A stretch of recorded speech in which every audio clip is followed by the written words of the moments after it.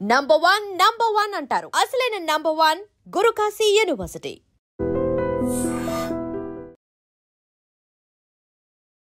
ఒక కారు ఢీకొనటం వల్ల ఆ బాబు ఎగిరి పడ్డాడు. చిన్నోడి బ్రెయిన్ అలా నేలపై పడుంది.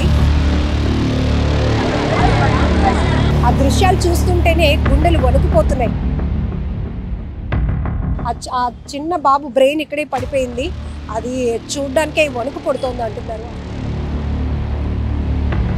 ఆ తల్లి ఆ బాబుని తీసుకుని ఎత్తుకొని నన్ను చూసింది. పక్కన చూస్తే ఆ బాబు బ్రెయిన్ పడి ఉంది పక్కన.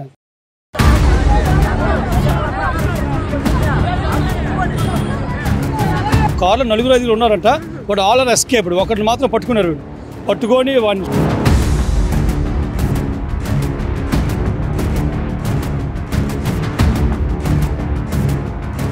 పడిపోయి ఉంటాడు. అబ్బాయి పడిపోయాడు. ఆగితే బాగుండు. వాడు ఎప్పుడైతే తీసుకెళ్ళి బుర్ర మేము చెల్లిపోయింది. వాడు దొరికినగానే కొట్టారు. ఇంకా మరి ఇంకా పోలీసు వాళ్ళు కానీ నిజంగా అక్కడ రాకపోతే టైం కాదు చచ్చిపోతాడు. అలా కొట్టారు వాడిని. ఆ బాబు చిన్నోడు మెదడు బయటపడింది. అది నేను మాత్రమే చూశాను. చాలా ఘోరమైన ప్రమాదం. ప్రస్తుతం మనం విశాఖలోని ఊర్వశి బస్ స్టాప్ వద్ద ఉన్నాం. ఇక్కడ వెనకాతలో ఉన్నటువంటి ఆ దృశ్యాలు కూడా నేను చూపించలేను. ఎందుకంటే 15 నెలల బాబు. ఆ ఫోటో చూస్తే ఎంత ముద్దుగా ఉన్నాడు. అలాంటిది అతి వేగంగా దూసుకొచ్చినటువంటి ఒక కారు ఢీకొనటం వల్ల ఆ బాబు ఎగిరి పడ్డాడు. ఆ చిన్నోడి బ్రెయిన్ అలా నేలపై పడుంది. ఆ దృశ్యాలు చూస్తుంటేనే గుండెలు వణికిపోతున్నాయి. ప్రత్యక్ష సాక్షి. అలాగనే ఈ రోడ్డుకి ఆపోజిట్లోనే వీళ్ళు ఉంటున్నారు. ఆయన చెప్తున్న మాటలు వింటేనే కాళ్ళు చేతులు వణుకుతున్నాయి.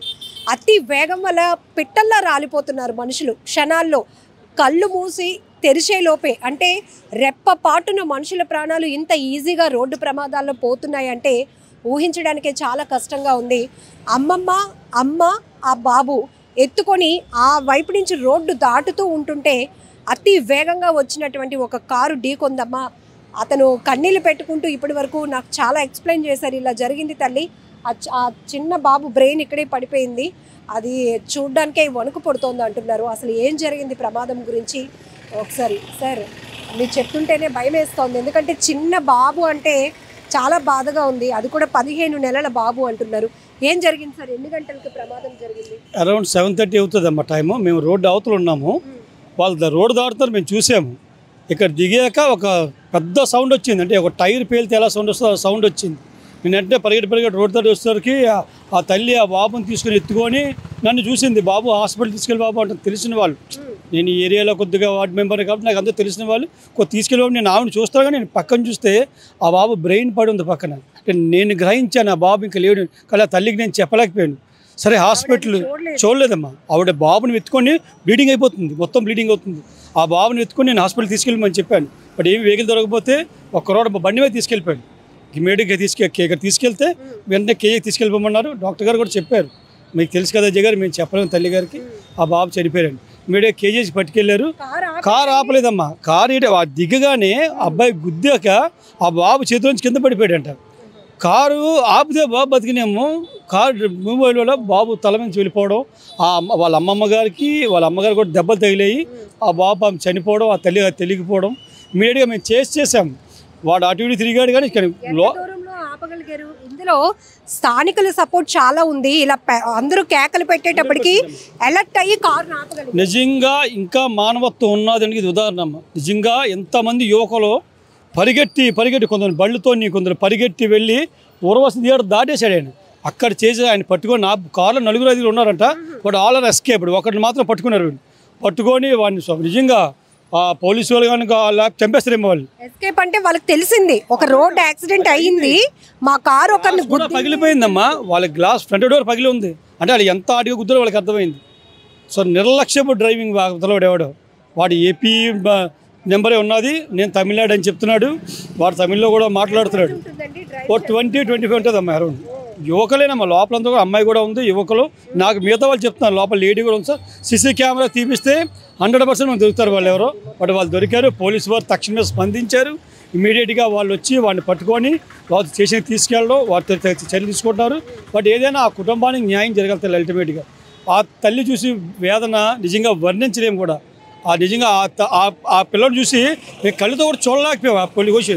కానీ ఆ తల్లి అలా ఎత్తుకొని పాపము ఒక పక్క ఏడుపు, ఒక పక్క నా కొడుకు బాబు తీసుకెళ్ళు అంటే ఏం చేయగలరు? మనకు తెలుసు కోరిక, ఆశ మనకు తెలుసు. కానీ ఇక్కడ మన సిచ్యువేషన్ ఆవిడకి చూడలేదు, ఏదో అనుకుంటుంది వాడు, అంతే దెబ్బతో రక్తం పడుతుందేమో అనుకుంటే తప్పితే ఆవిడ బాడీ అంతా రక్తం ఉన్నది, ఆయన రక్తంలో బ్లీడ్ అవుతుంది కంటిన్యూ. ఇంకా అలాంటి వయసులోని ఆ కష్టం ఎవరికి రాకూడదమ్మా. మీకు వాళ్ళు తెలిసిన వాళ్ళే అంటున్నారు, ఇటువైపు వాళ్ళు ఎక్కడ ఉంటున్నారు? ఈ డౌన్లో సుభాష్ నగర్ అమ్మ, ఇది ఉర్వశి జంక్షన్ రోడ్ ఆపోజిట్. ఈ డౌన్లోనే నాకు తెలిసి వాళ్ళ ఫాదర్ ఇక్కడ 30-40 ఇయర్స్గా నాకు తెలుసమ్మా. ఆయన కూడా లేటెస్ట్గా మ్యారేజ్ అయింది, 2 years అయింది వాళ్ళు మ్యారేజ్ అయ్యి. ఆ బాబు కూడా 1 year బాబు, ఇప్పుడు 15 months. మన మేలో బర్త్డే అయింది అబ్బాయిది, ఇది August 15th month. ఇది ఇంకా దురదృష్టం పాపం, ఇంకా కుటుంబానికి ఇలా జరగడం. ఆ భగవంతుడు నిజంగా వాళ్ళకి ధైర్యాన్ని ఇవ్వాలని కోరుకుంటున్నాను. అయినా ఈ జంక్షన్ ఎప్పుడు రద్దీగా ఉంటుంది, ఇందులో అంత ఓవర్ స్పీడ్ కూడా పనికిరాదు. అంటే అమ్మ ఇక్కడ బేసిక్గా ఇక్కడ వచ్చినవన్నీ చాలా బాగానే ఉంటాయి, మరీ అంత యాక్సిడెంట్ జోన్ అయితే ఇది కాదు, చాలా జాగ్రత్తగా ఉంటారు. కానీ ఎవరైతే ఇలాంటి యువకులు మరీ ఇక్కడ ఇది నాన్ లోకల్ వాడి గుర్తుపెట్టుకోండి, వీడు తమిళనాడు అంటున్నాడు, వాడికి ఉంటే సరిగ్గా మాట్లాడలేకపోతున్నాడు. వాడు తెలుగులో అందరితో మాట్లాడుతున్నాడు, లోపలికి తమిళ్లో మాట్లాడుతున్నాడు. వాళ్ళు ఎలా ఉన్నారంటే ఒక గంజాయి స్మగ్లర్ తాగిన వాళ్ళు, ఒక మందు తాగిన వాళ్ళు, ఆ టైప్లో ఉన్నారమ్మ వాళ్ళు. నేను తాగలేదు అంటున్నాడు, నేను చాలా కుర్రలేదు, వాడు ఎంత కొట్టినాడు కాసేస్తున్నాడు, వాడికి ఏం దెబ్బ కూడా తగలట్లేదు. చాలా మంది స్థానిక ఇంకోటి కూడా చచ్చిపోతున్నాం అలాంటి దెబ్బలు కొట్టాడు. కానీ వాడు అలాగే ఉన్నాడు. అంటే నేను అడిగితే నేను తాగలేదు సార్, నాకు అలవాటు లేదు సార్ అని మళ్ళీ వాడే చెప్తున్నాడు. బట్ ఆ ర్యాష్ డ్రైవింగ్ చెప్తున్నాం నిజంగా, అది నిజంగా అది మేము చెప్తుంటేనే మాకు అలా నీళ్ళు తిరుగుతున్నాయి. ఇంత నిజంగా ఆ తల్లి బాధ చూడాలి మీరు, ఇంకా ఎవరో ఇంకా వర్ణించారు. ఇలాగే ఒక 100 మంది వచ్చి వాళ్ళ వెనకాల పరిగెట్టారు, తల్లిని చూశారు, హాస్పిటల్కి పంపించారు. నిజంగా అది మాత్రం ఒక పబ్లిక్లోని పోలీసుల్లోని మానవత ఇంకా బతికి ఉందమ్మా, చాలా హ్యాపీ. అది మాత్రం చాలా సంతోషం తగ్గ విషయం. ఆ తల్లి బాధ కూడా తీర్చలేం. కానీ ఇప్పుడు కేజీహెచ్కి పట్టుకెళ్ళారు, మార్చి దగ్గర ఉన్నారంట, స్టేషన్లో తీసుకెళ్ళి కంప్లైంట్ పెట్టించాము. ఇప్పుడు తల్లి వాళ్ళకి దెబ్బలు తెలియక అంత దెబ్బలు తెలియదు, అంటే ఒళ్ళో ఎత్తుకున్నట్టు ఉన్నారు. గుద్దులాడు కింద పడిపోయింటాడు అమ్మ అబ్బాయి, నేను అటు ఉన్నాను, ఎత్తుకుని ఉంటా ఇలా దిగుతున్నారు, పడిపోయి ఉంటాడు అబ్బాయి, పడిపోయాడు. ఆగితే బాగుండు, ఆడు ఎప్పుడైతే తీసుకెళ్ళి బుర్ర మేము వెళ్ళిపోయింది. అటుపక్క మేము ఎంత సౌండ్ వచ్చిందంటే ఒక టైర్ బర్స్ట్ అయితే అంత సౌండ్ వచ్చింది, టాప్ సౌండ్ వచ్చింది. సో ఇంకా అక్కడి నుంచి పరిగెట్టి వచ్చేసరికి ఆ తల్లి ఇంకా తీసుకొని ఎత్తుకుంది. నేను పక్కన నాకు కనపడుతుంది, తల్లికి మనం చెప్పలేము. చాలా ఇబ్బందిగా ఉందమ్మా అది కూడా. ఆన్ ద స్పాట్ అమ్మా, బ్రెయినే బయట ఉండే మనిషి ఉంటారమ్మ ఇంకా. కానీ ఆ తల్లికి మనం చెప్పలేము.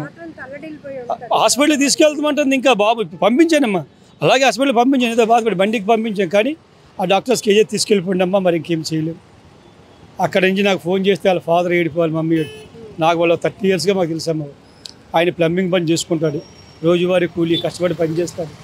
ఇంకా ఇల్లు మారిపోతాం అజయ్, మేము కూడా ఇల్లు అమ్మేస్తూ సొంత చిన్న ఇల్లు ఉంది వాళ్ళకి, ఇది అమ్మేస్తూ వెళ్ళిపోతాము, వాళ్ళ అమ్మమ్మ వాళ్ళ ఇంటికి వెళ్ళిపోతాము. మొన్నే మాట్లాడారు, అబ్బాయి బర్త్డే మేలో చేశారు, ఇంకా దేవుడు ఇచ్చలేము. దారుణం, చాలా దారుణం. ఇలాంటి రోడ్డు ప్రమాదాలు చూసినప్పుడు క్షణాల్లో కనబడిన వాళ్ళు అంతలోనే మాయమైపోతున్నారా అనే ఒక బాధ, ఆ దుఃఖాన్ని వర్ణించలేం మనం. అది కూడా మరియు ఐ విట్నెస్గా చూసినట్టు ఉన్న పరిస్థితులు ఎట్లా? నేను అదే అంటున్నా మీకు, నేను చెప్తేనే మీకు ఎంత బాధ ఉంది. ఆ కండిషన్ మేము చూసాము అక్కడ. నేను ఈరోజు అటుపక్క తిరిగి చూడలేకపోతున్నాను. నేను ఫస్ట్ అదే చూశాను, నాకు అర్థమైన సిచ్యువేషన్. ఒక జిగిరెడ్డిగా మనకు అంత ఐడియా ఉంటుంది నాకు చెప్పక, కానీ తల్లికి నేను ఏమని చెప్తాను, హాస్పిటల్ తీసుకెళ్ళి బాబు నేను వేడుకుంటుంది అక్కడ. అలాగే వెళ్ళాం. అది ఇంకా ఈ కొద్దిగా అరికట్టాలమ్మా. ఎన్ని జాగ్రత్తలు తీసుకున్నామా తప్పు. ఎందుకంటే పోలీసు వారు వాళ్ళు ఇక్కడ ఎప్పుడు నాకు ఇక్కడ చేస్తున్నారు, అది ఇక్కడే వాళ్ళు కేసు కూడా రంగడు ఇక్కడే పెడతారు, వాళ్ళు కూడా ఈ జంక్షన్ ఎక్కువ పెడతారు, వాళ్ళు కూడా అరికెడుతున్నారు. బట్ ఎవరైతే ఈ ర్యాష్ డ్రైవర్స్ కొంతమంది ఉన్నారమ్మా, వీళ్ళు చెప్పారండి కార్ వాళ్ళు ఎటు నుంచి వాళ్ళు ఏం చెప్పలేదమ్మా. వాడిని ఇంకా వాడికి ఛాన్స్ లేదు, పబ్లిక్ కూడా వాడు దొరికిన కానీ కొట్టారు. ఇంకా మరి ఇంకా పోలీసు వాళ్ళు కానీ నిజంగా అక్కడ రాకపోతే టైం కాదు చచ్చిపోతాడు, అలా కొట్టారు వాడిని. అయినా వాడికి ఏం లేదు, వాడి అంటే వాళ్ళ బాధ ఏంటి, ఒక తల్లి బాధ చూసామమ్మా. ఇప్పుడు వాడు ఎంత ఎదవ అంటే ఆపడే మేము పెద్దగా ఏమన్నా పోదాం, ఇంత బుర్ర అంత సౌండ్ వచ్చా కూడా అంత దూరం వెళ్ళిపోయాడు వాడు. ఆల్మోస్ట్ 1 kilometer ట్రావెల్ చేసాడు వాడు దగ్గర నుంచి. అక్కడికి వెళ్ళి వాడిని పట్టుకొని వాళ్ళ అక్కడికి వెళ్ళాను, నేను అందరూ హోల్డ్ చేసి పట్టాను వెళ్ళేసరికి. నేను ఎందుకంటే బండి వేసుకొని వెళ్ళాను, ఆపి లక్కీగా నేను అక్కడే ఉన్నారు పాపం. అయినే పాపం ఇన్ని పాపం ఆపడం కదా, ఈయన పాపం చాలా దెబ్బలు తగిలి, ఇన్ని దెబ్బలు తగిలాయి. అంటే పబ్లిక్ని పాపం చంపేస్తారేమో. అక్కడే ఉన్నాను పాపం, ఆయన అక్కడే ఉన్నారు పాపం, చాలా ఇబ్బంది. ఎంతమంది ఉన్నారు సార్ కార్లోని ఆ టైంలో? ఆ టైంలో చూడలేదండి. క్యాచ్ చేసినప్పుడు అంటే పబ్లిక్ కొంత పబ్లిక్ అందరూ చాలా ఇదిలో హెల్ప్ చేసి పారిపోతున్నాను ఆపి చాలా బాగా చేశారు. నేను మాట్లాడకూడదేమో అని కానీ ఇక్కడ ఇంత ఘోరం జరిగిపోయింది, చాలా మాట్లాడకూడదేమో అని. సో ఇక్కడ తన కళ్ళెదుటే జరిగిన రోడ్డు ప్రమాదం గురించి చెప్తుంటేనే ఆయన గుండెలు వణుకుపోతున్నాయి, నా కళ్ళల్లో నీళ్లు తిరుగుతున్నాయి. ఇక్కడ అందరూ కూడా ఇంత ఘోరంగా జరిగిందా ప్రమాదం అని. అది కూడా కరెక్ట్గా 7:30 ప్రాంతంలో జరిగింది. మేము ఈ ఇంటి ఎదురుగుంటానే ఉంటామమ్మా, వాళ్ళు ఇలా రోడ్డు క్రాస్ చేస్తున్నారు. ఈ డౌన్లోనే సుభాష్ నగర్లో ఆ ఫ్యామిలీ ఉంటుంది, అమ్మమ్మ కంచరపాలెంలో ఉంటున్నారట. సో మేబీ ఆటో ఎక్కడానికి వెళ్తూ ఉండొచ్చు. సో ఇక్కడ ఇది బస్ స్టాప్, ఊర్వశి జంక్షన్లో ఉన్నటువంటి బస్ స్టాప్. ఎవరికైనా మినిమం కామన్ సెన్స్ ఏంటంటే ఇక్కడ రోడ్డు క్రాస్ చేస్తారు అనే కామన్ సెన్స్ కూడా ఉంటుంది. వెహికల్ ఒకవేళ అక్కడి నుంచి ఎంత స్పీడ్గా వచ్చినా కంట్రోల్ చేసుకోవాల్సినటువంటి బాధ్యత, డ్రైవింగ్ అంటేనే చాలా రెస్పాన్సిబిలిటీ. వాళ్ళ ప్రాణంతో పాటు చుట్టుపక్కల ఉన్న ప్రాణాలు, ఆ వెహికల్లో ప్రయాణిస్తున్న వాళ్ళ ప్రాణాలు కూడా వాళ్ళ చేతిలో ఉంటాయి. కాబట్టి చాలా జాగ్రత్తగా డ్రైవింగ్ చేయాల్సిన పరిస్థితి. కానీ ఈ మధ్య కాలంలో జరుగుతున్న రోడ్డు ప్రమాదాల తీరు చూస్తుంటే అతి వేగంగా మృత్యువు దూసుకొస్తున్నట్టుగా వాహనాలు దూసుకొస్తున్నాయి, మనుషులు పిట్టల్లో రాలిపోతున్నారు. ఒక 15 నెలల చిన్నారి కారు వేగానికి ఆ డ్రైవర్ నిర్లక్ష్యానికి బలైపోయాడు అంటే కళ్ళల్లో నీళ్ళు ఆగటం లేదు. ఎందుకంటే ఆ పేరెంట్స్ కూడా లేట్ మ్యారేజ్ చేసుకున్నారట. ఆ పెళ్ళైన 1 ఇయర్కే బాబు పుట్టాడు. రీసెంట్గానేమా 3 మంత్స్ బ్యాక్ బాబుకి బర్త్డే కూడా చేశారు ఉన్నంతలో గ్రాండ్గా. కానీ 15 నెలలకే ఆ బాబు ఇలా రోడ్డు ప్రమాదంలో చనిపోవటం, మాకు కూడా తెలిసిన వాళ్ళు అది కూడా రోడ్డు ప్రమాదం నా కళ్ళెదుట జరగటం నేను అసలు తీసుకోలేకపోతున్నాను. అయితే ఇక్కడ చాలా వరకు స్థానికులైతే పరుగులు పెట్టి క్యాచ్ చేశారు కాబట్టి వాడు ఆగాడు, లేదంటే బాబుని ఇక్కడ గుద్దాడు, ఒక ప్రాణం పోయిందని తెలిసినా కూడా కారు ఆపకుండా అతి వేగంగా పోనిస్తూ ఉంటే అందరూ చేస్ చేసి పట్టుకున్నారు అంట. ఎంత దారుణాతి దారుణం కదా. ఇలాంటి వాళ్ళని చాలా కఠినంగా శిక్షించాలి. ప్రస్తుతం అయితే ఆ తల్లి అమ్మమ్మకు కూడా చిన్నపాటి గాయాలు అవటం వల్ల లోకల్గా ఉన్నటువంటి హాస్పిటల్కి తీసుకెళ్లారు. కానీ ఈయన చెప్తున్నారు ఆ తల్లి ఆ బిడ్డ కోసం తల్లడిల్లిపోయినటువంటి తీరు ఇప్పటికీ నా కళ్ళల్లో కదలాడుతూనే ఉంది. ఎందుకంటే ఆ బాబు చిన్నోడు మెదడు బయటపడింది, అది నేను మాత్రమే చూశాను. ఇంకా బాబు చనిపోయాడని నాకు తెలుసు. కానీ ఆ తల్లి మాత్రం తన బిడ్డని కాపాడుకోవాలి, రక్షించుకోవాలి అని అందరినీ ప్రాధేయపడుతుంది. హాస్పిటల్కి తీసుకెళ్ళండి అంటే పాపం ఎవరో 2 వీలర్ పైన వెళ్తున్న ఒక పర్సన్ హాస్పిటల్కి బండి పైన తీసుకెళ్లారంట. సో ఇంత ఒక్క ప్రమాదంలో ఎన్ని కోణాలు మనం చూడొచ్చు చూడండి. ఒకడి నిర్లక్ష్యం, ఒక బిడ్డ ప్రాణం పోయింది, మరొకరు తమ మానవత్వాన్ని చాటుకున్నారు. ఇలా ఈ రోడ్డు ప్రమాదంలో అనేక కోణాలు మనకు కనపడుతున్నాయి. ఏదైనా ఈ అతి వేగం వల్ల ప్రయాణిస్తూ రోడ్డు ప్రమాదాలకి కారణమవుతూ మరొకరి ప్రాణాలు పోగొట్టడానికి కారణమవుతున్న వారిని మాత్రం చాలా కఠినంగా శిక్షించాల్సినటువంటి అవసరం కూడా ఉంది. నిజంగా ప్రస్తుతం ఉన్నటువంటి సమాజం దేనికి ప్రయారిటీ ఇస్తుంది?